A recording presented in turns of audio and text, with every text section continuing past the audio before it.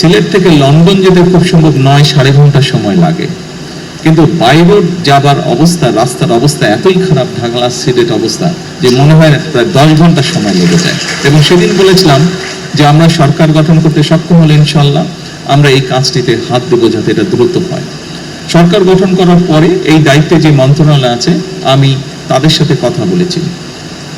আমি তখন জানতে পারলাম যে খুব সম্ভবত কাজটি যখন শুরু হয় বিভিন্ন জায়গায় তাদের যে কোম্পানিগুলো কাজ করবে তাদের যে সাইট অফিস থাকে সেখানে জমি একুয়ার করতে হয় সাইট অফিস, এবং বিভিন্ন কারণে 11টি জায়গায় যেখানে সমস্যা রয়ে গিয়েছে, প্রশাসনিক সমস্যা রয়ে গেছে, সেই এছাড়াও কিছু সমস্যা আছে যে কারণে কাজটি বন্ধ হয়ে পড়েছিল।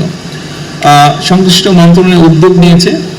আমি আশা করছি ইনশাল্লাহ দ্রুততম সময় আমরা এই কাজটি শুরু করতে পারবো, রাস্তার কাজ আমরা শুরু করতে পারবো।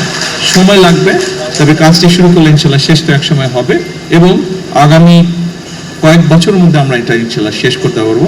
এবং তার ফলে যেটা হবে, মানুষের যাতায়াতে, ঢাকা টু সিলেট, সিলেট টু ঢাকা যাতায়াত, বাই রোড যাতায়াতের এত কষ্ট মানুষকে ইনশাল্লাহ ভোগ করতে হবে না। ঢালাইয়ের সেরা প্রিমিয়ার সিমেন্ট। সম্মানিত উপস্থিতিবৃন্দ,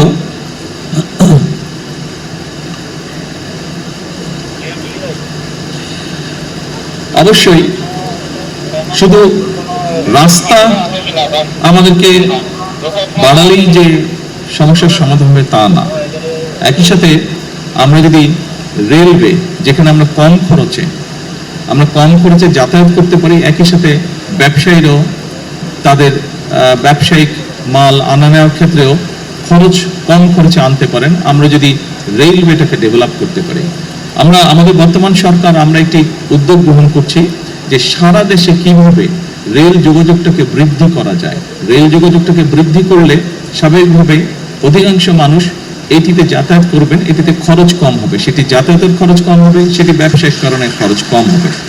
আমরা রাস্তা যতই বড় করতে থাকি ততই গাড়ি নামবে রাস্তায়, ট্রাফিক বাড়বে। এবং আরেকটি বিষয় আমাদের মনে রাখা প্রয়োজন, জনসংখ্যার ভিত্তিতে আমরা পৃথিবীর খুব সম্ভবত 8ম স্থানে আছি, কিন্তু আমরা ল্যান্ড ওয়াইজ যদি চিন্তা করি আমাদের দেশটা হয়তো অত বড় না, অনেক দেশে থেকে ছোট। সেজন্য আরেকটি গুরুত্বপূর্ণ বিষয়, বাংলাদেশ হচ্ছে একটি কৃষি প্রধান দেশ, সেজন্য রাস্তা যদি নির্মাণ করি আমরা, একই সাথে কিন্তু আমাদের ফসলি জমিও নষ্ট হচ্ছে, সেজন্য সেই বিষয়টাকে আমাদের মাথায় রাখতে হবে। এত বিপুল সংখ্যক জনগোষ্ঠীর খাবার তো আমরা বিদেশ থেকে ইম্পোর্ট করা সম্ভব না, এবং আমরা আলহামদুলিল্লাহ মোটামুটি ভাবে খাদ্য সহিংসপূর্ণ, কাজে এইটিকে আমাদের ধরে রাখতে হবে। সেজন্যই অবশ্যই রাস্তার উন্নয়ন, আমরা রাস্তার ক্ষেত্রে যোগাযোগ ব্যবস্থা উন্নয়ন করব, কিন্তু রেলটাকে আমরা ডেভেলপ করতে চাই। স্বাভাবিকভাবেই সিলেটের মানুষ নিশ্চয়ই উৎসাহী হবেন না, খুব ইন্টারেস্টেড হবেন না শুনতে যে ঢাকা রংপুর রেল ব্যবস্থা উন্নতি হচ্ছে। আপনারা নিশ্চয়ই ইন্টারেস্টেড হবেন যে ঢাকা সিলেট বা সিলেট ঢাকা রেল ব্যবস্থা উন্নতি হচ্ছে। আমরা চেষ্টা করছি এই ব্যাপারে, ইনশাল্লাহ এ ব্যাপারে আমরা চেষ্টা করছি যে ডবল লাইন কিভাবে করা যায়, ডাবল লাইনের মাধ্যমে এই সমস্যাটার সমাধান করা যায়, দ্রুততর করা যায় ঢাকা সিলেট বা সিলেট ঢাকা রেলওয়ের ব্যবস্থা। আসুন এরপরে, আমি যখন নির্বাচনী সময় বিভিন্ন এলাকায় গিয়েছি দেশের, শুধু সিলেট নয়, সিলেট সহ বাংলাদেশের উত্তরাঞ্চল বলেন, দক্ষিণ অঞ্চল বলেন, যে এলাকায় গিয়েছি আমি, অনেক বিষয়ের মধ্যে একটি বিষয় এলাকার মানুষ আমার কাছে তুলে ধরেছে, এবং খুব স্বাভাবিকভাবেই আমরা বিষয়টি ভিন্নভাবেও জানি। সেটি হচ্ছে বাংলাদেশের মানুষের স্বাস্থ্য ব্যবস্থা বা চিকিৎসা ব্যবস্থা। দুঃখজনকভাবে হলেও সত্য যে শহরের মানুষ কিছুটা চিকিৎসা সুবিধা পেলেও গ্রামের অধিকাংশ জায়গায় এখনো আমরা ভালোভাবে স্বাস্থ্য সেবা পৌঁছে দিতে সক্ষম হইনি, এবং সেজন্যই আমরা বলেছিলাম যে আমরা একটি ব্যবস্থা গ্রহণ করতে চাই। এটি আমি সংক্ষেপে আপনাদের সামনে তুলে ধরছি, আমি এর আগেও কয়েকবার বলেছি।